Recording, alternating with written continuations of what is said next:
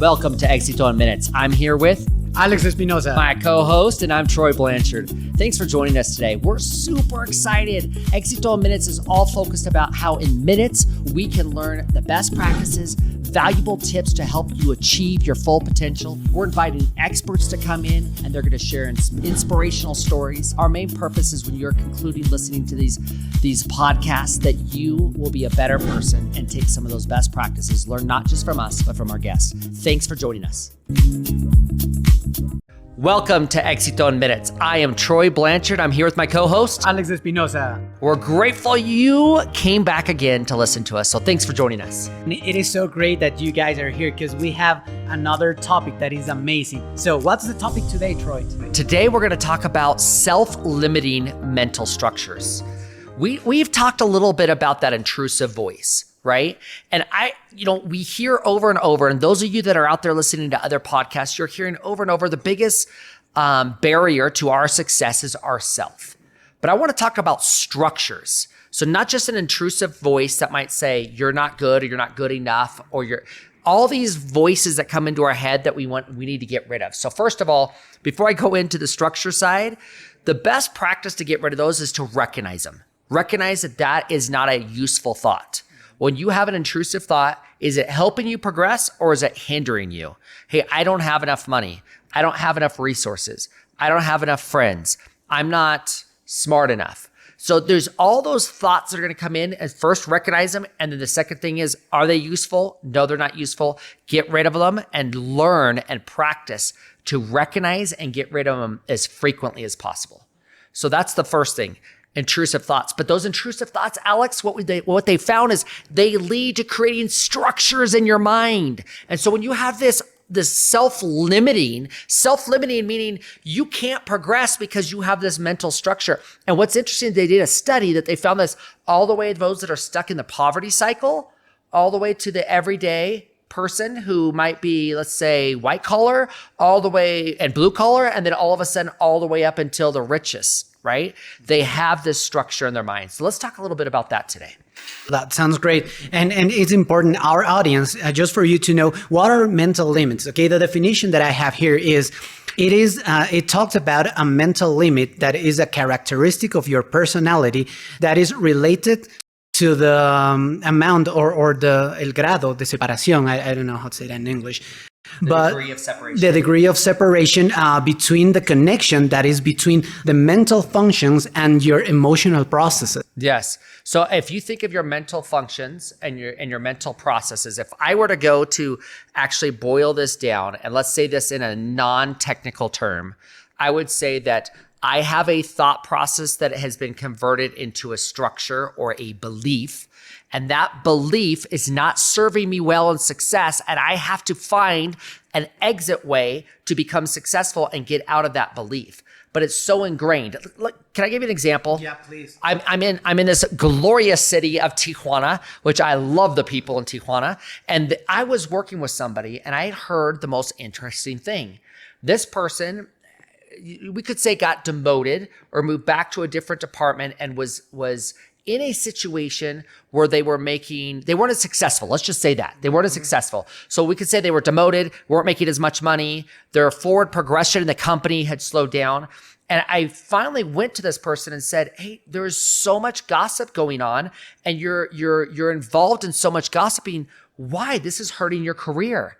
And I loved it. She trusted me. And she looked at me and she said, I grow up and my mom and my grandma and all of us with our families sit around the kitchen table and talk crap about people all Sunday long. It is just what we do. We gossip, right? And this was chismosos, right? It was a meeting just to be chismoso. No way. It's their family culture. Wow. They have fun. It's a pastime, which for me was foreign. I mean, I've just never grown up and I've never even been in a scenario or a culture like that where a family or group just wants to talk about people, bad about people, right? So, okay, let's talk about, so what did she do? And I watched her become more and more successful. She first identified. So if you have a structure in your mind where you're thinking, my paradigm, my lens is everything bad I can see that other people are doing, so then I can talk bad about them and make an excuse that that's why I'm not successful. I'm not successful because this person is doing X that's making me not successful. And as soon as you can identify that structure, the first thing is write down those structures in your head. Okay, that's the first tool. Write down what's good and then write down what's bad. What is serving you and what's not serving you? And then after you take those, what's serving you and not serving you, then you say, okay, what do you want to change? So you've identified good and bad, and then you're going to identify what structure do you want to have in your mind. I want to think positive about people all the time. I want to structure in a lens of how I look at the world in a positive way. I've met people where all they do is talk bad about everybody all the time. Everything's always negative, right? That's okay. They can change that. And I watched this person go from a very gossipy person to a very motivated, driven career woman that just crushed it. And why is that? Because she identified, decided she wanted to get rid of it at work, and then wrote a plan to get rid of it. And I know we keep talking about this, right? Yeah. It's like the daily plan, right? Yeah. So I figured remove, and then the third one after you write down the plan is remove the barrier, which means, or it could be what's feeding that mental structure. So if you are associating yourself with a bunch of people that really talk bad about the company maybe that you're in, de-associate with them. Don't keep associating with them, right? And if you do have to because of the interaction of your work, then write a gratitude list every time you get done with a meeting with people that give you negative vibes, how you can recharge your batteries, everything you're grateful and everything you learn from it. Okay, so I think that's very applicable. But let's talk about how it's applicable in, I'm like going everywhere because I'm like, love this topic. The fourth thing that's super important is once you decide you want to change your mental structure and you want to go in and remove the intrusive thoughts, create a plan of how I want my lens to look at. And then from there, what you're going to do is you're going to go all in. And you have to write down, I'm going to go all in on this. I was doing this service, right? And I was part of a service organization, and every time they called, I was like cringing, right? Because there was just so much people needed, right? And then what I learned is when I switched my paradigm and realized my structure in my head is that there's a negative byproduct on this because it's infringing me in this way in my flow of my day. So I'm going to change the way I'm going to communicate, and then I'm going to change that lens. And now when I work with this organization, it's all positive. I control when I get the text. I change the paradigm that I'm in, and I also identify, write a plan of how to get better, and then go all in on it. So there's kind of like the tool. I know we're not going a deep dive into the definition of, really what's self-limiting. Self-limiting is just a restriction of a mental structure, and that just means a framework that you have of thinking in your mind that you want to change so that you have better, positive, and successful outcomes. Any thoughts on that? Well, you know what? Our mental structure, our limits, the product of it is our feelings, and our feelings, they are dynamic and energetic. Let's say when you have this mental structure and you say, okay, I can't do this. So I'm started being angry because I can't accomplish this, or I can do this, or I talk crap about people and stuff like that. So that energy must get out from your system in any way or shape or form. Get rid of that emotion, right? So probably you'll start yelling to your family. You'll start being, grumpy all the time at your work. So because that energy needs to go out, and that is because you have a limit in your mind, which is only in your mind.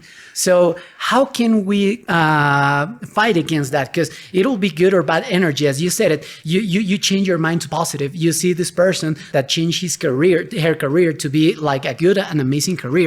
So how can we avoid those mental limits and promote that to a great and amazing dynamic energy? Okay, so this is a great question. I'm going to give you an example of what happened to me. This happened to me while I've been living here in the last 3 years. I got on the phone with somebody I went to college with and I worked with after. So one of my best friends since college.